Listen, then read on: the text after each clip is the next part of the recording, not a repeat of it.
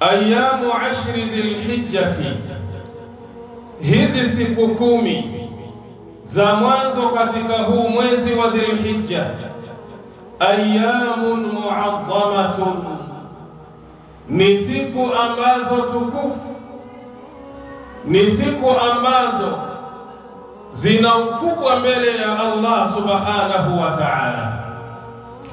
Aqsama Allahu biha, Mwenyezi Mungu subhanahu wa ta'ala ameapa kwa kupitia siku 10 hizo. Faqala, akasema walfajri wa layalin ashri, Mwenyezi Mungu subhanahu wa ta'ala anaapa na alfajiri ya siku ya 10 katika huu mwezi wa Dhulhijja, siku ambayo kwamba Waislamu wanaielekea ibada ya kuchinja.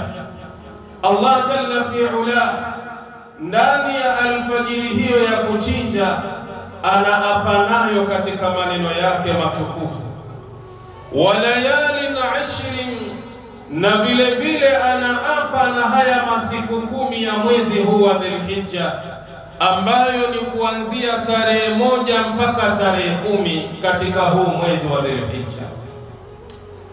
Kaangalie suratul Fajri aya nambari ya 1 mpaka aya nambari 2.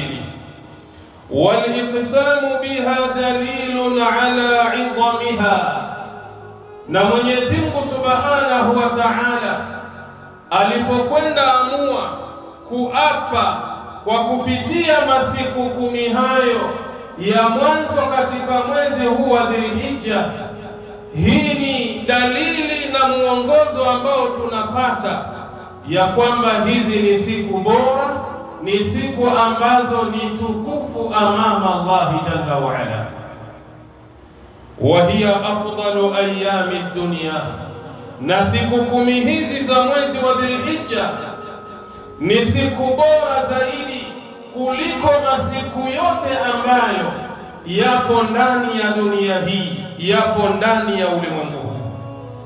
Bishahadati nabii sallallahu alayhi wasallam, kwa ushahidi wa bwana mtume Muhammad, rehma na amani zimshukie yeye, lamma qala fi hadithihi sharifi, pindi aliposema katika hadithi yake tukufu, afdalu ayami dunya, siku ambazo ni bora zaidi kushinda siku zote ambazo zipo katika dunia hii, ayyamul ashri, ni hizi siku 10 za mwanzo katika mwezi wa Dhulhijja. Haya ni maneno ya mtume Muhammad sallallahu alayhi wasallam, anaonyesha ubora wa masiku haya ambayo kwa sasa leo tuko ndani yake.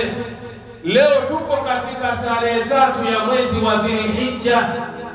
Kwa hiyo kuanzia tarehe 1 mpaka kufikia tarehe 10 ndani ya mwezi huu wa Dhulhijja, haya ni masiku bora kuliko masiku yote ambayo yanapatikana katika huu ulimwengu. Rawahu al-Haythami, hadithi hii imepokewa na al-Haythami. Ni hadithi ambayo ya 20 utaipata kwenye kitabu chake nambari 4. Sheikh Albani ameyasahihisha maneno haya fi Sahih al-Jami, utapata kwa nambari 1133. Wa fi riwayatin ukhra, katika riwaya nyingine ya hadithi ya bwana mtume Muhammad sallallahu alayhi wasallam amesema, ma min ayamin al-amalu salihu fihinna ahabbu ila Allah min hadhihi al-ayami al-ashri. Mtume sallallahu alayhi wasallam anasema, ma min ayami, hakuna masiku, al-amalu salihu fihinna, utakapokwenda kufanya amali njema, utakapokwenda kufanya matendo yaliyokuwa mazuri ndani ya masiku hayo, ahabbu ila Allah, amali hizo zinapendeza zaidi kwa Allah jalla fi'ala, min hadhihi al-ayami al-ashri, kushinda kufanya amali ambazo ndani ya siku 10 hizi.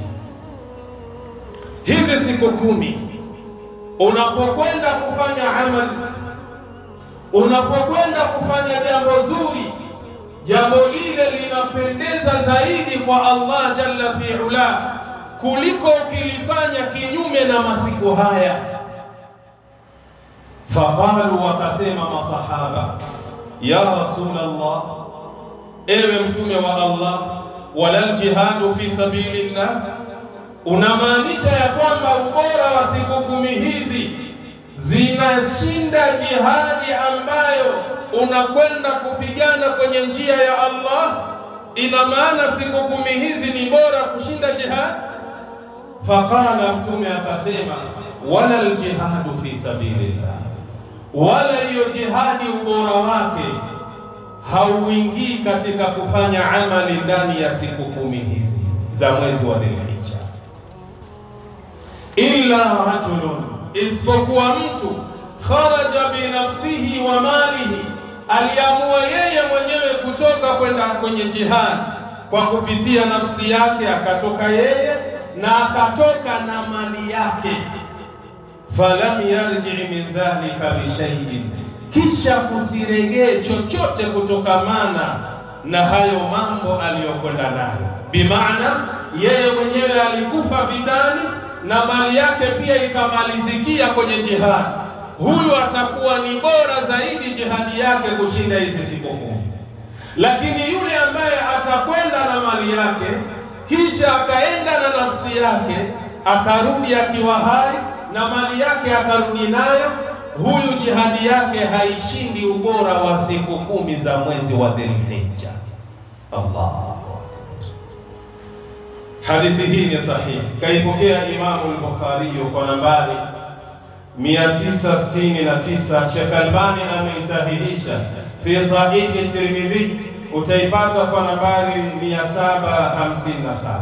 Ikhwata al-iman, ndugu zangu katika imani, fadallat hadhihi al-ahadith, zimetoa muongozo hizi hadithi za Mtume Muhammad sallallahu alayhi wasallam ala anna kulla amalin salihin, ya kwamba kila amali njema anayoifanya mwanadamu, kila amali ambayo itakuwa inamfurahisha Allah jalla fi'ala, yakau fi 10 Dhulhijja, ambayo ataifanya kwenye hili 10 la mwanzo wa Dhulhijja, fahuwa ahabbu ila Allah, amali hizo zinapendeza zaidi kwa Allah jalla fi'ala. Utakapotoa sadaka yako inakuwa ni bora kuliko utakapoitoa katika kinyume na siku hizo. Unapoamua kusali sunna yako inakuwa ni bora zaidi kuliko sunna ambayo utaiswali kinyume na siku hizi. Yaani jambo lolote ambalo ni jema utakapolifanya ndani ya siku 10 hizi, jambo hili ubora wake na fadhila zake na ukubwa wake ni zaidi amama Allah kuliko ukija ukifanya kinyume na siku 10 kama hizi.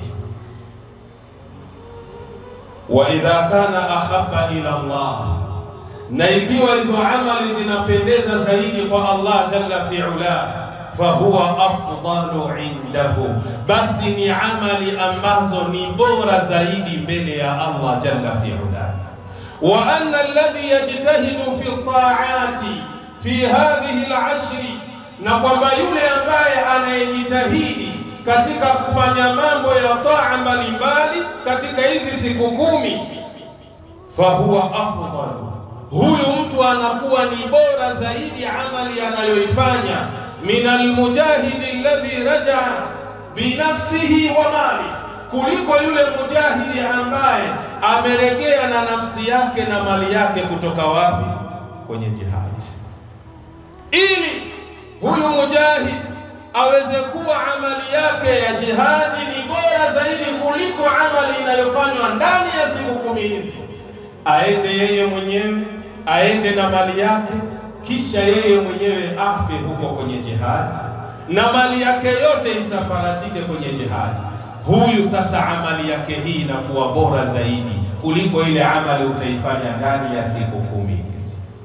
Lakini ikiwa karejea yeye yuko hai, na ikiwa mali yake amerudi nayo, maana yake wewe na mimi tukifanya amali yoyote njema ndani ya siku 10 hizi zinashinda yule aliyekwenda kupigana jihadi ambaye amerudi yeye mwenyewe na mali yake.